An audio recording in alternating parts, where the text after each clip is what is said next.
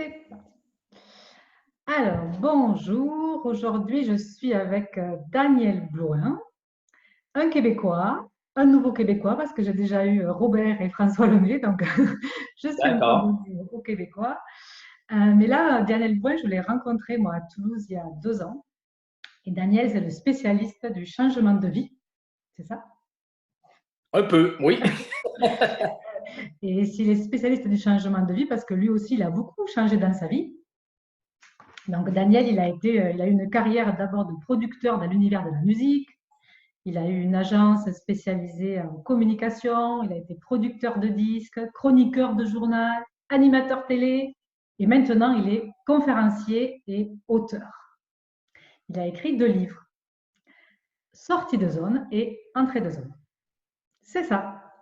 Donc, moi, j'ai Sortie lu de la. zone et entrée de zone. Voilà.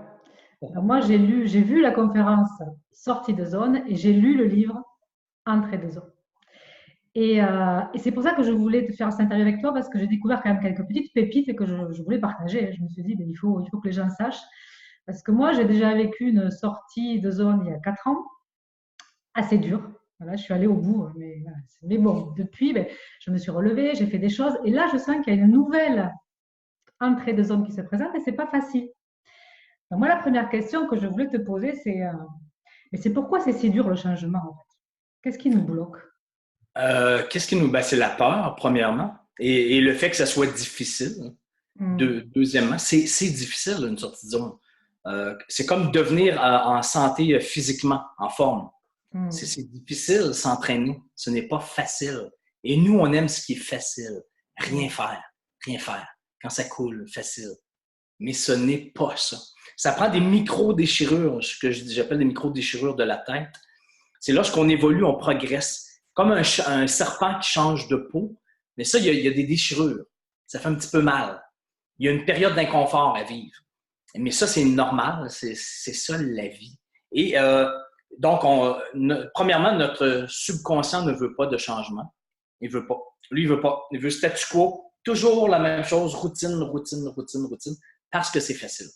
Hmm. Et que le changement, c'est de l'inconnu, souvent. Et notre cerveau reptilien, qu'on a tous dans la tête, le reptilien, le limbique, le cortex, hein, le cerveau reptilien, lui, il a peur. Il a toujours peur. Il a peur de tout. Et surtout de l'inconnu. Donc, un changement de vie, c'est marcher vers de l'inconnu.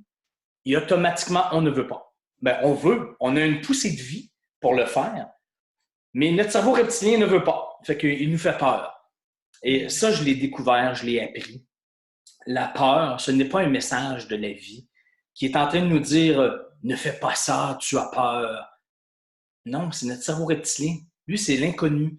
Et ça ne sert à rien de suivre ça. Ce qu'il faut suivre, c'est nos poussées de vie, nos élans de vie qui nous disent exactement ce qu'on doit faire pour devenir ce qu'on doit devenir. Ce qui est triste et difficile, c'est qu'on est pris avec deux forces contraires. Hmm. Nos poussées de vie et notre peur de l'autre côté. Et on est tout mélangé, on est tout mêlé. On ne sait pas si c'est la bonne décision à prendre ou pas la bonne décision à prendre. Et on ne sait pas si c'est là pour nous protéger. Et la preuve que la peur là, de l'inconnu ne nous protège de rien, c'est que l'humain a 1000 fois plus peur d'aborder un inconnu dans un lieu public ou d'appeler un inconnu au téléphone pour essayer de lui vendre quelque chose, des assurances, peu importe, a beaucoup plus peur de faire ça que de texter en conduisant une voiture. C'est vrai. Si la peur nous protégeait vraiment, on aurait beaucoup, beaucoup, beaucoup plus peur de texter en conduisant une voiture parce qu'on peut mourir. Mais la peur ne nous protège pas du danger, elle nous protège de l'inconnu. On sait ce qu'on texte, donc on n'a pas peur. On sait ce qu'on texte, même si on peut mourir. Mais l'inconnu au téléphone, dans le lieu public, on ne sait pas comment il va réagir. Et ça nous stresse, ça nous angoisse. Oh, ça nous crée des palpitations cardiaques. Mais ça, ce n'est pas dangereux. Zéro, zéro danger. Mais on a beaucoup plus peur de ça. Donc, ce n'est pas vrai que la peur nous protège. Ce n'est pas vrai. Ce n'est que de l'inconnu. Et quand tu le sais, moi je le sais, ça, parce que je l'ai Hmm. vécu. C'est ça. avoir une poussée de vie et avoir peur en même temps. Et dès que je le faisais, c'était difficile. Comme on disait, c'est difficile, mais c'est ça qu'il faut faire. Comme pour devenir en santé physiquement, il faut s'entraîner. Et c'est difficile, mais c'est ça qu'il faut faire. Parce que souvent, un de nos arguments, lorsqu'on le sait d'avance que ça va être ça, on va avoir une poussée de vie et en même temps, on va avoir peur. C'est normal, ce n'est pas un message de la vie, c'est mon cerveau reptilien qui ne sert à rien présentement. Parce que lorsqu'on fait des changements de vie, il n'y a pas de mammouth. Non, des mammouths, il n'y a plus. C'est que le cerveau reptilien, en fait, pendant notre évolution, il a servi. C'est ça, c'est qu'il se rappelle, c'est qu'il nous a servi à survivre. Hein, voilà. Et maintenant, il réagit pareil, mais pas avec les mêmes peurs. On est pris avec, hein. On l'a encore on l'a encore, et on pense qu'il y a toujours des mammouths. C'est ça. Mais il n'y a plus de mammouths. Il n'y en a plus. Moi, je connais personne qui est mort d'essayer de faire un changement de vie quelconque. Personne ne meurt de ça, là. On parle d'un changement de vie. On ne parle pas de faire du sport extrême et de se lancer en bas d'une falaise. Hein. Non, c'est un changement de vie. Il n'y a rien de dangereux. Il y a des inconforts, c'est difficile. Il y a de l'inconnu, tout ça. Mais ça, c'est dans notre tête. Ça, ce n'est pas dans les arbres, ce n'est pas dans le gazon. Non, c'est dans notre tête. Et c'est ça qu'on doit savoir gérer. Parce que sinon, on fait pitié. Et on est des victimes de la vie. On pense que la vie est contre nous. Ah, c'est difficile. Les autres ne sont pas gentils. Mon patron, la société. Ah, les taxes. Ah, là, nanana. Lorsqu'on devient en contrôle de notre façon de réagir à ça, ça change tout. Quand tu le sais que ça va être ça. Et tu vas avoir des poussées de vie, quelques-unes dans ta vie. Pas une. Pas à la crise de la quarantaine seulement. Non. Toute ta vie. Tu vas vivre le changement, c'est-à-dire marcher vers de l'inconnu, transcender des peurs et des inconforts pour progresser, grandir, évoluer. Donc, quand tu sais que ça va être toujours, mais quand ça arrive, tu n'es pas surpris. Tu le sais que tu es dans une phase de sortie de zone ou tu es dans la phase du courant entre deux zones. Excuse-moi, il y a un camion qui passe juste à côté. C'est pas grave. Il y a des zones de confort, il y a des périodes de courant entre les deux où c'est difficile. Donc, quand tu te poses la question, est-ce que je dois sortir, est-ce que je ne dois pas sortir, je me pose la question, je suis stressé, je suis angoissé, bien, tu le sais que tu es dans cette période, dans la fosse. Et lorsque tu sors, que tu te mets le nez dans le courant, à contre-courant, en période de transition, bien, tu sais que ça va être difficile et que ça va prendre du temps, surtout du temps, de la patience, de la persévérance, de la foi, de l'énergie. Nanana. Ça, c'est dans la période de transition difficile, où on a la vie dans la face.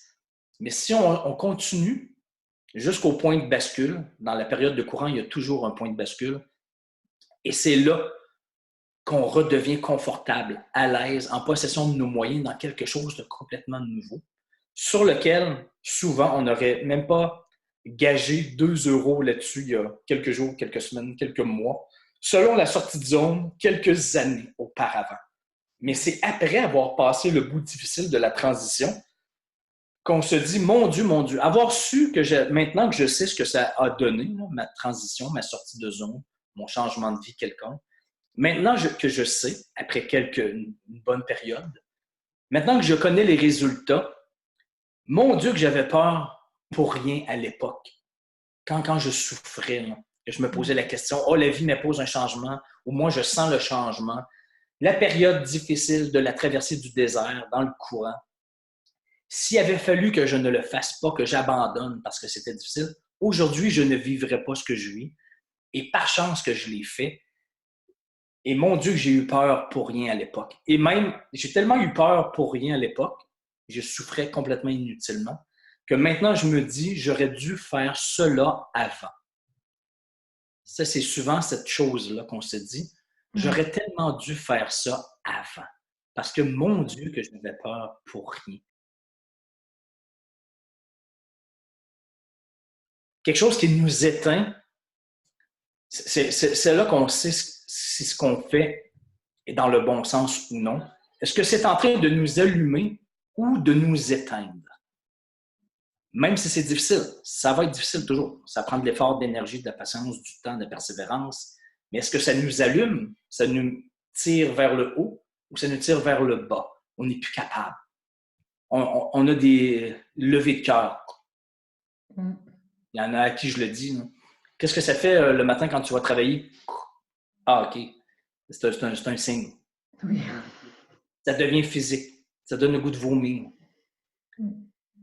Et on devient épuisé à rien faire. Écoute, des histoires de gens qui étaient en burn-out, dépression, tout ça. Parce qu'ils n'étaient pas du tout en cohérence. Ils ne faisaient pas du tout ce qu'ils devaient faire dans la vie. Ils étaient uniquement ce que j'appelle motivés par la peur, le rationnel, les limites, le manque. Et c'est ça. Souvent, Donc, c'est souvent le manque d'argent aussi, la peur de pas s'en tout sortir ça, du point de vue d'argent. la peur de tout, la peur. La peur de manquer d'argent, la peur des autres, ce que les autres vont dire, l'inconnu, l'échec, la peur. Tu sais, la peur, c'est toute la même chose. Ça, c'est d'un côté. Et il y a la poussée de vie. Ça, c'est notre cohérence. La peur est en sens inverse. Mais des gens qui étaient dans le burn-out, la dépression, parce qu'ils n'étaient pas du tout... Ils résistaient au changement, premièrement. Il y en a qui n'ont jamais été en cohérence aussi. Il y en a qui l'ont déjà été.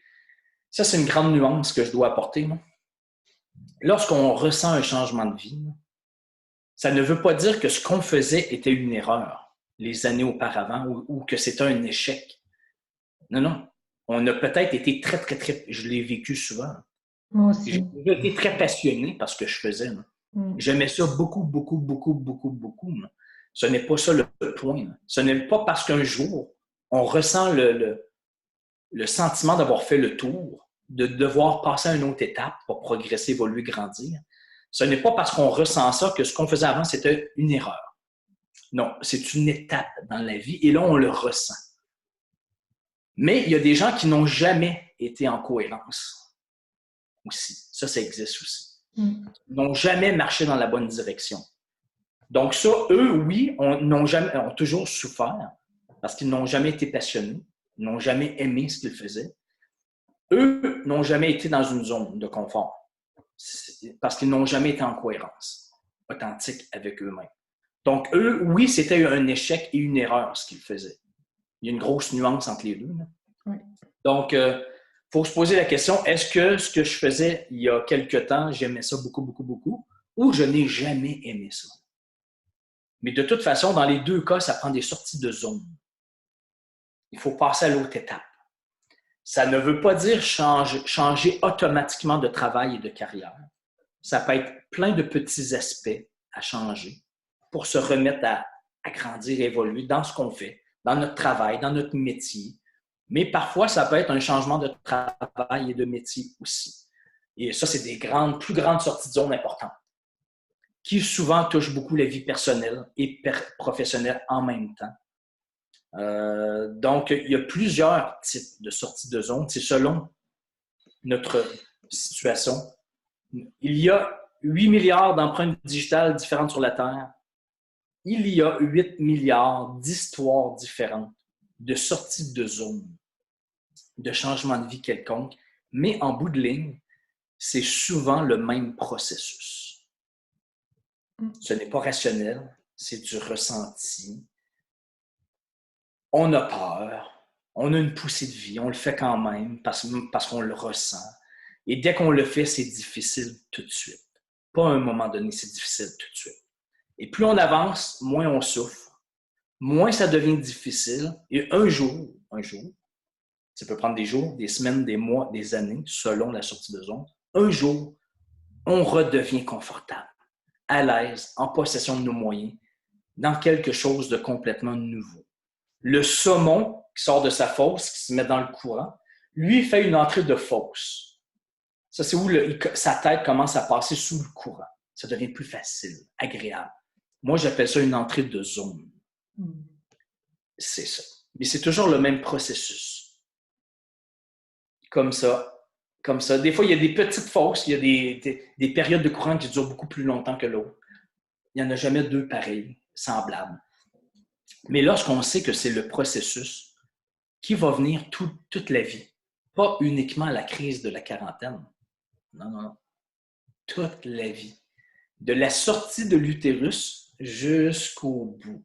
Nous allons devoir vivre des inconforts, des stress, des angoisses, de l'inconnu, c'est-à-dire des sorties de zone, pour avancer, progresser dans notre vie, jusqu'au bout. Donc, ça ne veut pas dire changer de travail et de carrière. Je le vois avec des milliers d'exemples. C'est personnel. Il y a des gens que c'était à 88 ans, d'autres à 95 ans, des grandes sorties de zone. De passer de leur appart au centre, au foyer de personnes âgées, ou passer du 3e étage des semi-autonomes à l'étage au rez-de-chaussée des personnes plus autonomes du tout. Ça, c'est une grande sortie de zone, ça, lorsque tu as 96 ans, 94. Ce n'est pas un changement de travail ni de carrière. Quand je dis que ça ne veut pas dire changer de travail et de métier, moi, je reçois des messages de partout dans le monde à chaque jour. De gens qui ont fait des sorties de zone quelconques, professionnelles, personnelles.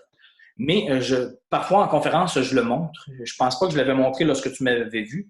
Mais je montre, par exemple, j'ai fait une capture d'écran d'un message que j'ai reçu par Facebook d'un vendeur en assurance vie, un représentant commercial d'assurance vie. Il m'écrit, Daniel, tu sais quoi? J'ai décidé que j'allais arrêter de croire tous les gens qui se croient très bien assurés déjà. Donc, j'ai appelé un très, très gros client. C'était très, très, très inconfortable. Un monsieur qui me disait, non, non, je suis très bien assuré. Mais là, je lui ai expliqué, j'ai insisté. Ça, c'est très inconfortable, insister. Je lui ai expliqué, regarde, nanana, je lui ai bien expliqué. Et il m'écrit, tu sais quoi? Finalement, j'ai eu le contrat. J'ai vendu une assurance vie. Tu sais combien ça m'a donné en 4 heures de travail? Pour 4 heures investies en travail, ça m'a donné 15 000 de commission. Il dit ça, c'était une des très grandes sorties de zone. Puis il m'écrit dans le message, je le montre aux gens, je montre la capture d'écran de mon message. Il me dit maintenant, dès que quelque chose me bloque, ne serait-ce qu'un tout petit peu, je me dis, sors de ta zone et ça marche. Merci Daniel Blouin. Donc lui n'a pas changé de travail ni de carrière. Lui, c'était dans son travail, dans sa carrière. C'est quoi qui lui faisait peur, qui le rendait inconfortable, qui le stressait? C'était d'insister à un gros client qui peut lui faire peur, l'intimider. Il s'est dit, je m'en fous, je le fais.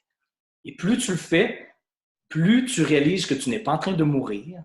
Le pire qui peut arriver, c'est que l'autre personne te dise non. Et c'est tout. Personne ne meurt. Mais on a beaucoup plus peur de faire ça que de texto en conduisant une voiture. Même si l'on peut mourir. Donc, mais tout ça pour dire, petite échelle, moyenne échelle, grande échelle, des phobies, des grands changements de carrière, que ce soit personnel, professionnel, ça revient toujours au même processus. De passer les murs du feu, du stress, de la peur, de l'inconfort. Et ce n'est que comme ça qu'on obtient des meilleurs résultats et qu'on passe à un autre niveau dans ce qu'on fait. Donc, c'est ça. Je ne sais pas si j'ai beaucoup trop parlé. C'est parfait, non, c'est parfait. Tu as anticipé sur mes questions, mais tout a été dit ce que je voulais entendre. Donc, voilà. C'est ça l'important. Exactement, voilà. Et merci beaucoup parce que je pense que ça aura beaucoup de valeur pour ces gens qui ont peur. Et moi, j'avais appliqué ce que tu dis et ce que j'entends chez d'autres et ça a marché pour moi aussi. Par rapport à il y a 2-3 ans, j'ai fait pas mal de petites étapes. J'avais encore à faire, mais ça marche, quoi, voilà, de passer ces peurs, d'aller s'y confronter, en fait, mais en bienveillance et en étant encadré, sans se mettre trop en danger.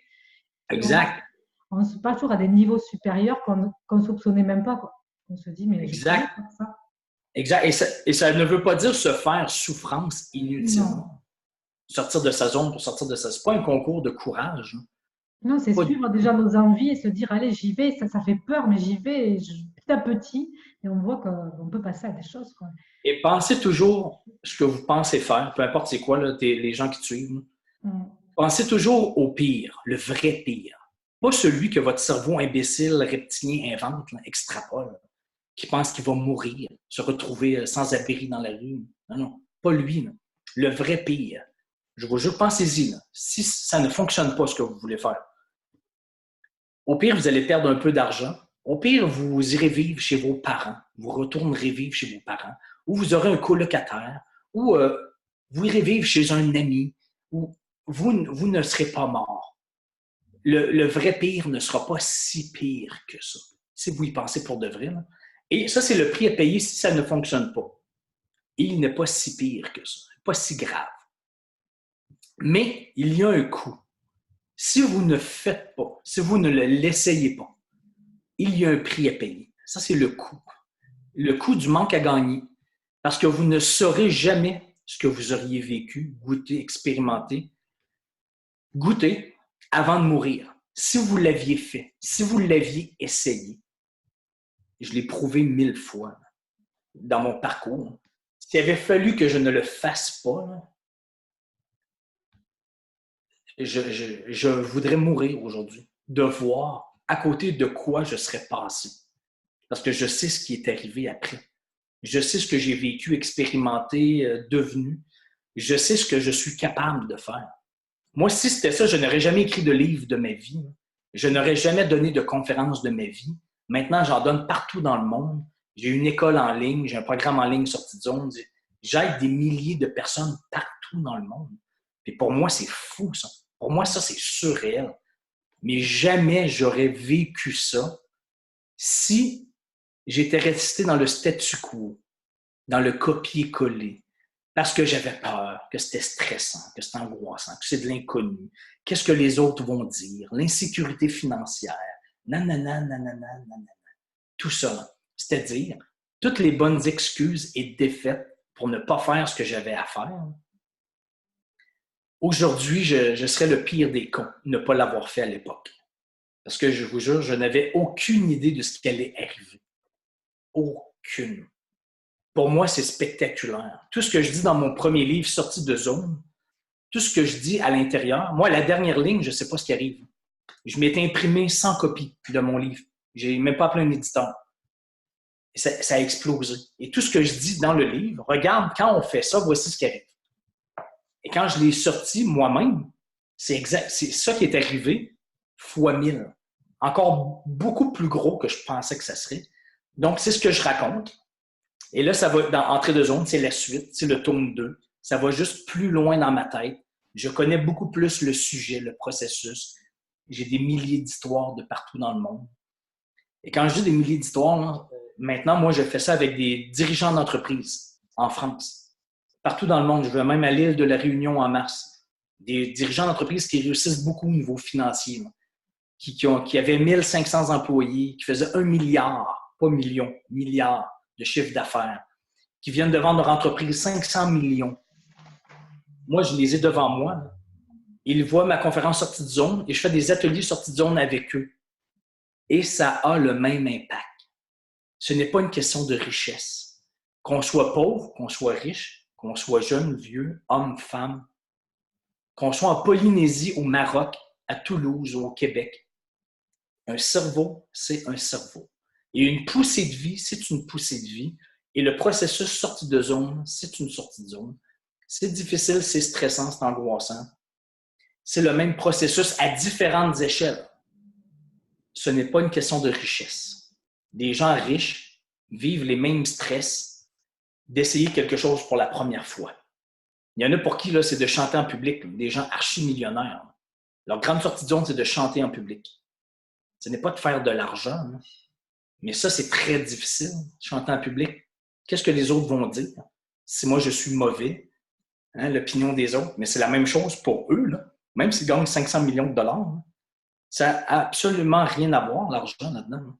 C'est de l'inconfort, c'est du stress. Faire quelque chose qu'on n'a jamais fait et on ne sait pas si on va être bon. Et ça va, c'est le processus sortie de zone. Et c'est la même chose. Donc, c'est ça.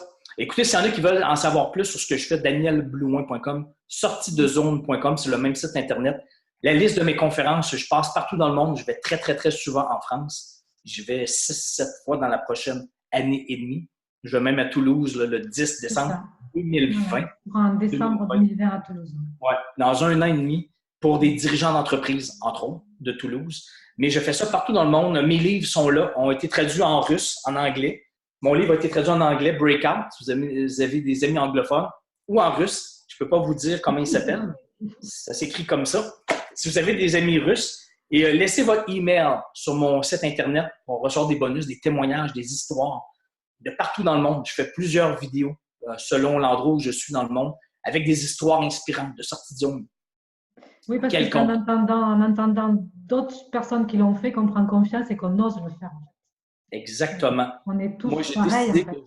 J'ai décidé que mon enseignement était basé sur prêcher par l'exemple, premièrement, en le faisant moi, et ensuite de montrer l'histoire des autres. Regarde lui, regarde elle, regarde lui, regarde elle. Regarde ce qu'ils ont fait là, comme sortie de zone. Donc, si eux ont été capables, toi aussi, tu es capable. Et c'est normal. C'est le même processus. Regarde, même pour toutes ces personnes, elles ont vécu le même processus. Et voici les résultats aujourd'hui. Donc, c'est en voyant des gens le faire que ça nous donne le goût exactement et la confiance d'oser avoir l'audace de faire le premier pas et d'assumer, surtout en premier, avant de faire le premier pas, assumer notre nature. Assumer, c'est-à-dire ce qui crée beaucoup de joie, d'enthousiasme et de feu d'artifice. Pas se contenter du correct, du moyen, du brun, du gris, du tiède, du facile, confortable, sécuritaire. Non, non. Pas ça, là.